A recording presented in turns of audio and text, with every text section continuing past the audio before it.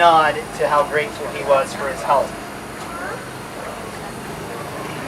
Now, it wouldn't be until 2005 where we finally got our fifth engine. So at this point, our deal with Santa Fe Railroad System had ended.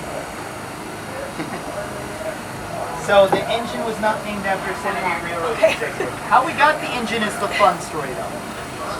So in 2005, we decided we were going to get a brand new engine for the railroad. Instead of purchasing the engine, though, we decided we were going to barter for it. So we found another Baldwin from a collector, and we approached him. Now, we had donated Retlaw 1's first car, which was known as the Combine, to the Carolwood Foundation, and car 6 became the Lilly Belle, which left us with cars 2, 3, 4, and 5 just sitting around collecting dust.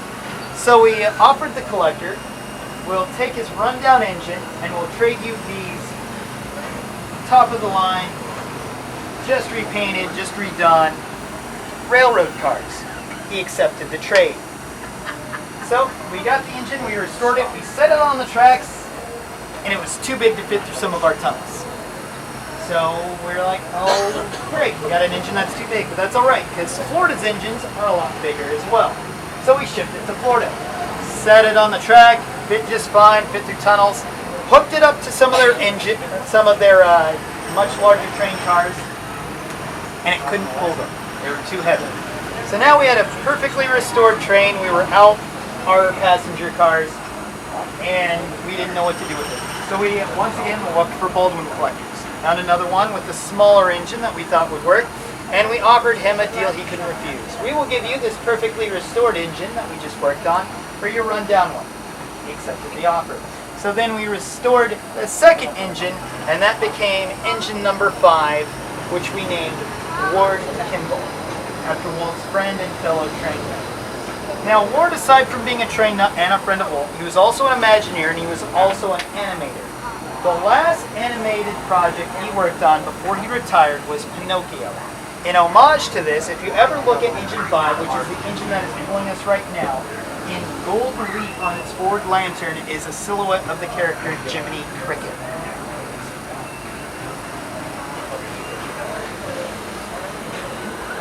Now our next stop on the rails is going to be through our diorama.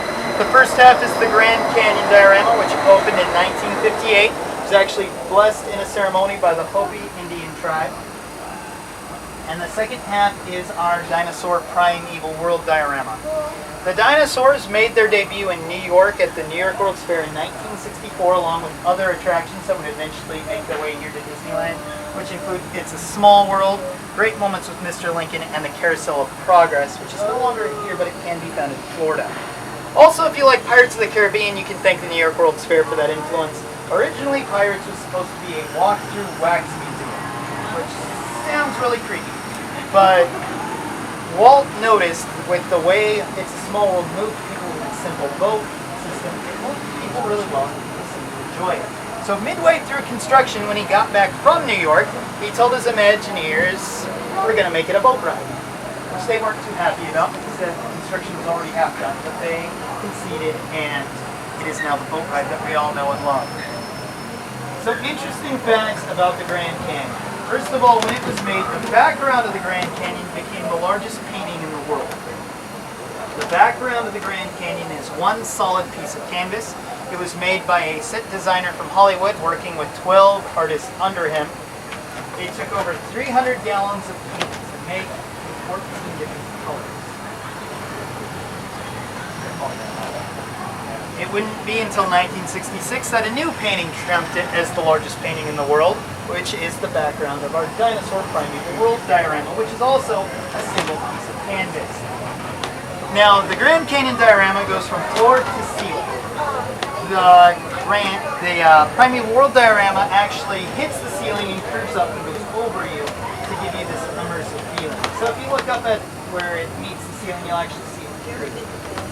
Now, I don't keep up with art history. I'm fairly certain it is not the largest painting in the world anymore, just because artists are always trying to trump each other. But you'll have to admit that the backgrounds of these two areas are truly massive paintings.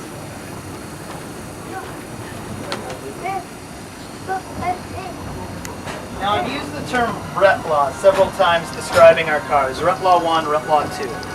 What Retlaw was a company that was owned and directly operated by Walt Disney himself. No shareholders, no board of directors, anything Walt wanted got done. So Retlaw actually owned the Disneyland Railroad, the monorail, Mark Twain, Columbia, and the Tiki Room. Now, Retlaw also is responsible for the purchase of a very large parcel of land in Florida, which eventually became Disney World and Epcot Center, as well as the new Hollywood Studios and Animal Kingdom. Now, the reason why Walt operated under Retlaw is one, Walt really didn't like being told what to do, so having a company that directly took orders from him was always nice. And two, it allowed him to get a degree of bargaining power. Because they noticed that whenever they approached anyone and made an offer for any kind of supply, when people learned it was Disney that was interested in buying it, they would jack up the price. So if a tiny little company called Retlaw approached them, they would have a little bit more of an ability to negotiate.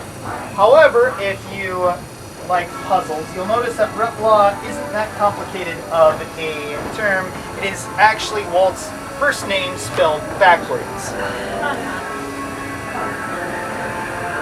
Walter. Right? Got it.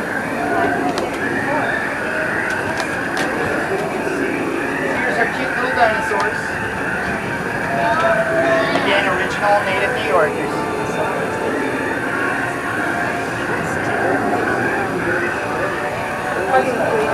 Now these dinosaurs are in one other place, and it's in Florida. Oddly enough, though, it is not at their railroad. It's in their Epcot Center at a strange little attraction called Ellen DeGeneres' World of Energy, hosted by Bill Nye the Science Guy. So these dinosaurs make a cameo over there as well. I've never understood how that attraction functions because before I worked on the railroad, I worked up through the Mark Twain riverboat, and that's a 15-minute ride time. And there wasn't a day that went by where we'd have some borderline emergency bathroom needing to go to that 15-minute ride. Ellen DeGeneres' World of Energy is a 45-minute ride. And once it starts, you cannot get off. So, I've never understood how that thing gets. Now we're approaching Main Street. Again, on the left, we still have the remnants of one of the sidings we used to use to pass each other before that old Lilly Belle on 2 tracks thing. Also on that siding is a Kalamazoo pump car. It is changed to the tracks mainly because of us. Because many times after we closed, 4 conductors would grab it by its 4 corners, move it to the main line, and take it around on trips. It is a functioning pump car, but because of those trips, now they have it changed to the rails. So, can't have nice things because we're all a bunch of knuckleheads. Well, thank you for joining us, guys. I believe we have another tour right after this. So if you want to take any pictures, do it quickly, and then we'll join you at the front door. Picture you guys back here. Thank you, Eric. Take a picture in your arm, get back here.